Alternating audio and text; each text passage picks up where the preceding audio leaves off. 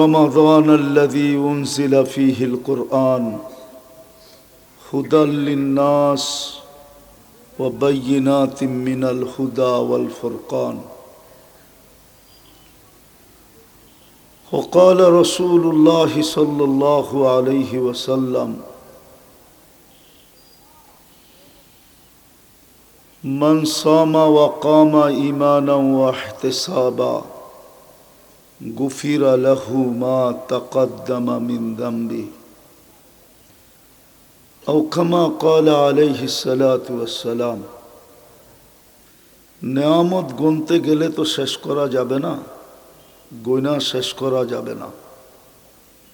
এত সংখ্যা মানুষের কাছে নাই, এত সংখ্যা মানুষের কাছে নাই। আরবিতে যদি দেখেন তো আলফের উপরে সংখ্যা নাই। আলফ এই শব্দের উপরে আরবিতে কোনো সংখ্যা, হ্যাঁ আলফু আলফিন আছে, পূরণ দিয়া আছে, কিন্তু ডাইরেক্ট কোনো সংখ্যা নাই। ইংরাজিতে যদি দেখবেন তো বিলিয়নের উপরে ট্রিলিয়ন আছে, এর উপরে কোনো সংখ্যা নাই। উর্দুতে যদি দেখবেন তাইলে আরব আছে, খরব আছে, এরপরে আর কোনো সংখ্যা নাই। আর বাংলায় যদি দেখবেন তো কোটি আছে, এর উপরে কোনো সংখ্যা নাই। তো নেয়ামত তো এত যে আমাদের কাছে গণার মতো সংখ্যা নাই। হ্যাঁ হ্যাঁ, শুধু শুধু আল্লাহ বলেন না অফি আনফুসিকুম আফালা তুবসিরুন। মাঝে মাঝে নিজের ভিতরও দেখো, তাকায়া দেখো, তাইলে বুঝে আসবে যে নেয়ামত কত। যদি দুই চারটাই গণাই তাইলেই দেখা যাবে সংখ্যা শেষ হয়ে যাবে। একটু আগেই বললাম যে ইংলিশে বিলিয়নের উপরে ট্রিলিয়ন আছে, এর উপরে কোনো সংখ্যা নাই। আরবিতে আলফের উপরে কোনো সংখ্যা নাই। উর্দুতে আরবের উপরে খরব আছে, এর উপরে কোনো সংখ্যা নেই। বাংলাতে কোটির উপরে কোনো সংখ্যা নেই। আছে নাকি? আপনারা তো বাংলা আমার চেয়ে ভালো জানেন, বলেন। সংখ্যা বেশি নাই আমাদের কাছে। নেয়ামত গুনতে গেলে এত সংখ্যা আমাদের কাছে নাই যে আমরা গুনতে পারবো। দুই চোখেই তো 26 কোটি ক্যামেরা, দুই চোখেই কি 26 কোটি ক্যামেরা। এটা কি নেয়ামত না? পানির দামে যদি আমি অক্সিজেনের দাম ধরি তাইলে তো ডেলি বিল দিতে হইতো 16,500 টাকা। যদি অক্সিজেন কিনা ব্যবহার করতে হইতো তাহলে ডেলি অক্সিজেনের বিল দিতে হইতো 16,500 টাকা। 30 টাকা লিটার ধরলাম, আর অক্সিজেনের লিটার 30 টাকায় সারা বাংলাদেশের কোথাও পাওয়া যাবে না। কিন্তু আমি পানির দামে ধরলাম, এটা কি নেয়ামত না? মাসে 4,95,000 টাকা বিল দিতে হইতো পার হেড। একটু ভাবো যুবক, শুধু শুধু তো বলেন না।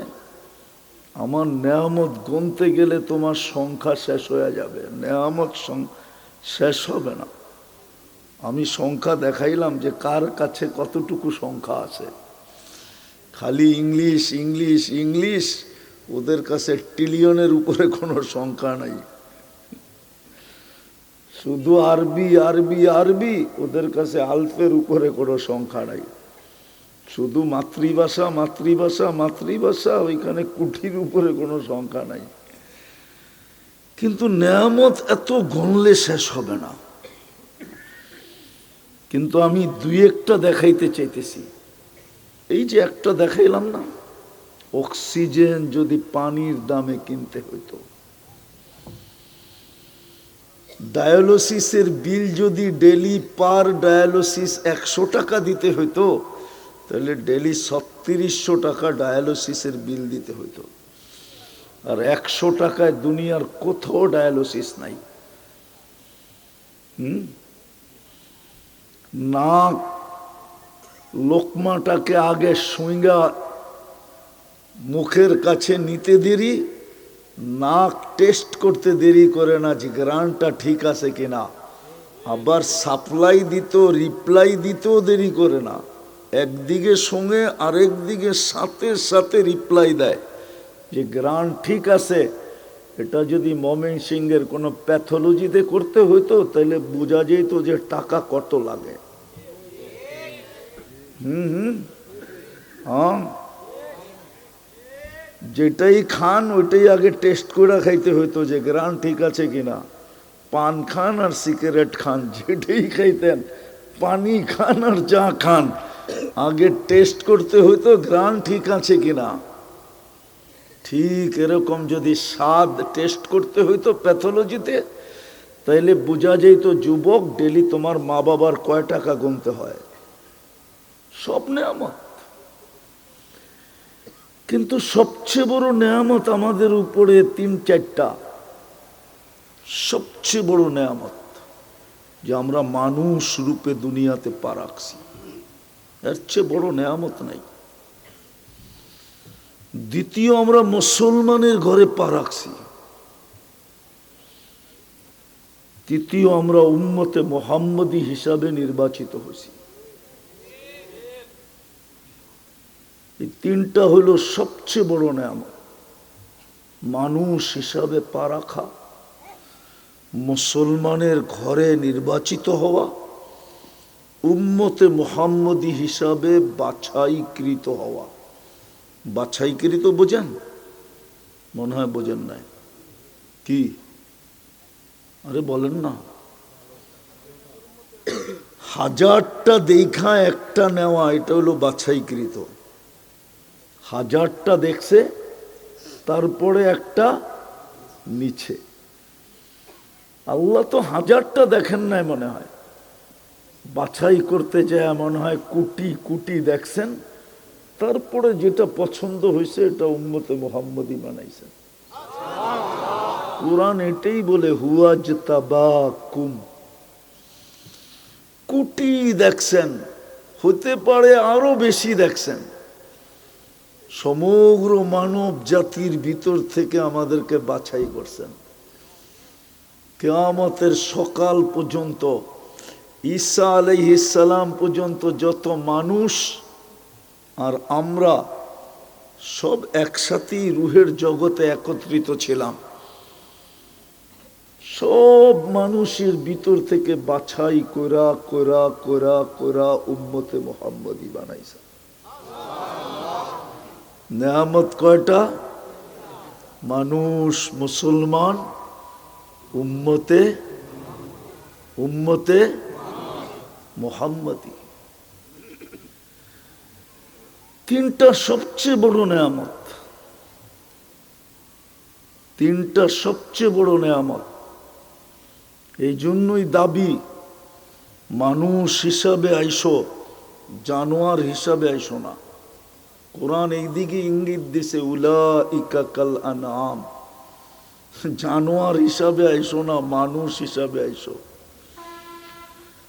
কোরআন এই দিকে ইঙ্গিত দিছে, ওয়ালা তামুতুন্না ইল্লা ওয়া আনতুম মুসলিমুন। মুসলমান হিসাবে আইসো, বেদিন হিসাবে আইসো না।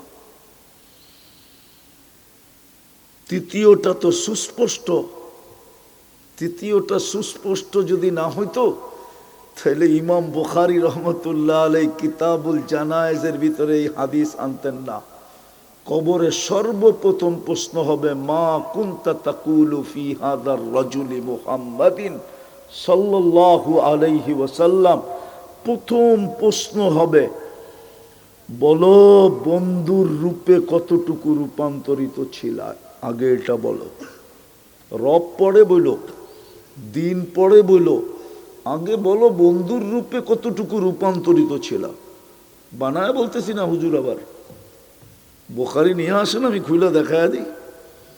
ইমাম বুখারী 3 সুয়ালের কায়েল না, ইমাম মুসলিমও 3 সুয়ালের কায়েল না।